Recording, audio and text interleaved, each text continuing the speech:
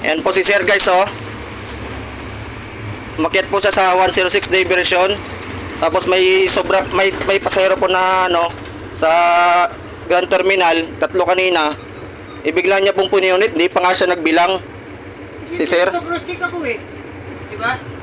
Magko-cross-check ka kasi sumampa ka. Oo nga sir, bakit bigla kang pinunit sir nga hindi ka pa nagbilang sir? Alam nga nung biglang ko nagko-cross-check ako. Ako po yung nagbibilang din po ako sir. Nagko-cross-check ako, di ba? Oo. O sige, tatawag natin kay Hepe. Sus na Para masiwanagan ka. Bakit nga biglang napunit sir?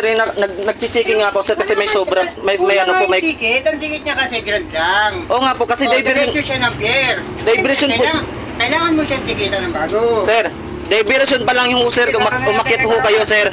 Diversion mo lang ho kayo sir. Bakit bigla po kayo nagpunit sir? Itatanong natin kung pwede. Ilan yung pasahero ko sir? Bago ka mag-cross check sir. Alam nyo ho ba? Kailangan mo mag-cross check. Di ho ba? Tatanong ho ko sa'yo. Alam mo ba ang ilang pasahero ko? Oh, ba't ka tumitingin dyan sa ticket ulit? Natawag ko kay Bisan Barola. Ayan o, tinan mo. Ayan o. Sila sir, oy. Ayan o, natawag ko kay Bisan Barola. Ikaw talaga sir, maganyan sir. Ayun yung tumanggap ng kamalian. Kaya nga, itatanong natin. Bakit ka, ano bang inaano mo? Ba't nyo ako pinunitan sir? Kaya nga, eto, tinatanong nga natin.